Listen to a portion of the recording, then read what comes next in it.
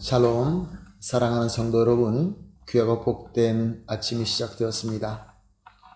오늘도 우리 참 좋으신 하나님께서 은혜 가운데 불러주셨습니다. 감사하는 마음, 간절한 마음을 가지고 기도하면서 오늘 새벽 예배 시작하도록 하겠습니다. 다 같이 기도하겠습니다. 사랑과 은혜가 풍성하신 존귀하시고 참 좋으신 하나님 아버지 감사합니다. 지난밤도 주님께서 지켜주시어서 쉬게 하시고 회복하게 하시고 또 오늘도 첫 시간 인도하여 주시어서 이렇게 예배 자리로 나오게 하여 주시니 감사합니다. 주님, 오늘도 예배를 통하여 필요한 은혜를 받게 하여 주시옵소서. 주님을 만나고 주님과 함께하고 주님과 교감하면서 주님의 비전과 은혜와 능력을 받을 때 우리에게는 모든 것들이 승리할 줄로 믿습니다. 주님, 우리를 불쌍히 여겨 주시옵시고 또 긍휼 가운데 붙들어 주시어서 오늘도 필요한 능력으로 가득 차게 하여 주시어서 승리하는 귀한 하루가 되게 하여 주시옵소서.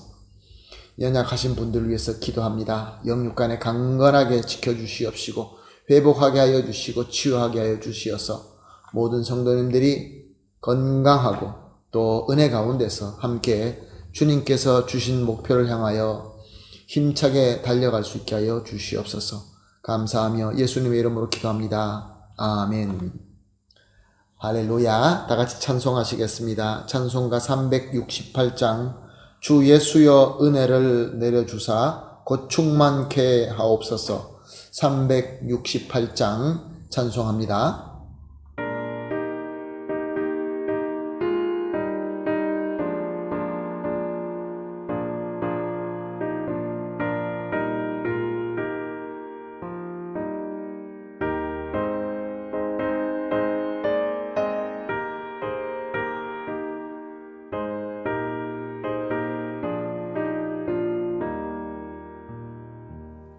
주 예수여 은혜를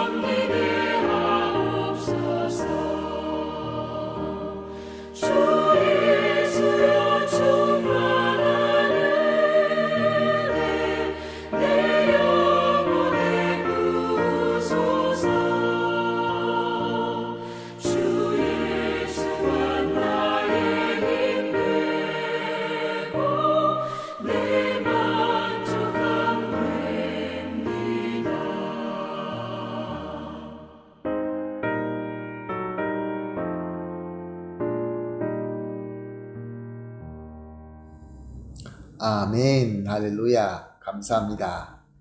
말씀 보시겠습니다. 말씀 함께 보실 하나님의 말씀 요한복음 3장 1절, 2절, 2절 말씀 보시겠습니다. 요한복음 3장 1절과 2절 말씀입니다.